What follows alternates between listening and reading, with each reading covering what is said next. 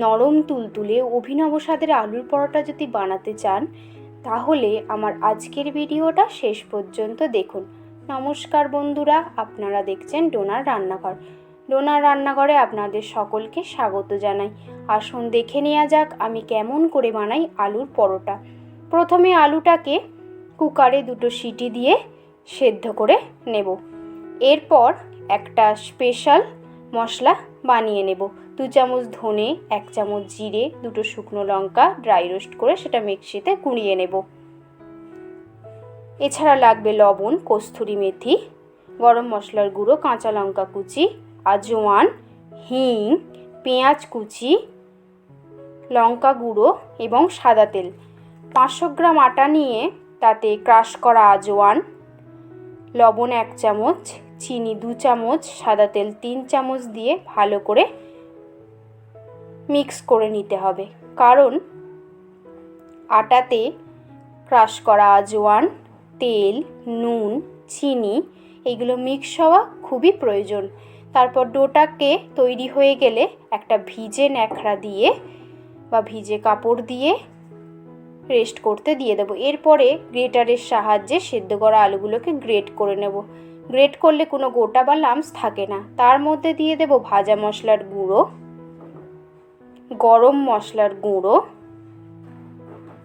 পরিমাণ মতো লঙ্কা কুচি, 2 চামচ কস্তুরি মেথি,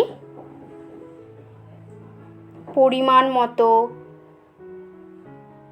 লবণ, 1 চামচ সাদা তেল, আপনারা এর পরিবর্তে 1 চামচ সর্ষের তেল ব্যবহার করতে পারেন, হিং, কুচানো পেঁয়াজগুলোকে খুবই গুঁড়ো গুঁড়ো করে কাটতে হবে, না হলে বেলার সময় এগুলো ফেটে যাওয়ার সম্ভাবনা থাকে লেচিগুলো।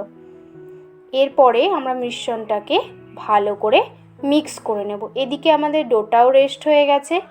এরপর একবার ভালোভাবে আটাটাকে মেখে নিতে হবে। বড় বড় আকারের একটা একটা করে আমরা লেচি কেটে নেব। এইভাবে প্রত্যেকটা লেচি একটা একটা করে কেটে নেব। লেচিটার মধ্যে পরিমাণ মতো আলুর পুর দিতে হবে। বেশি আলুর পুর দিয়ে দিলে আবার বেলার সময় ফেটে যেতে পারে। এরপর লেচির মুখটা টেনে টেনে আস্তে আস্তে শিল করে নিতে হবে। এইভাবে প্রত্যেকটা লেচি আমরা আস্তে আস্তে শিল করে নেব।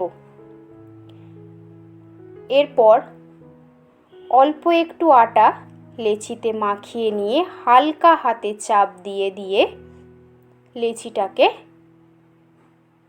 বেলে নিতে হবে।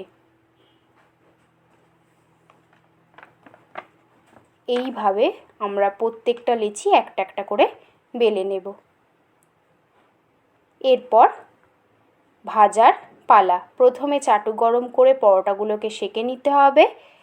তারপর অল্প অল্প তেল বা ঘি দিয়ে উল্টে পাল্টে ভেজে নিতে হবে।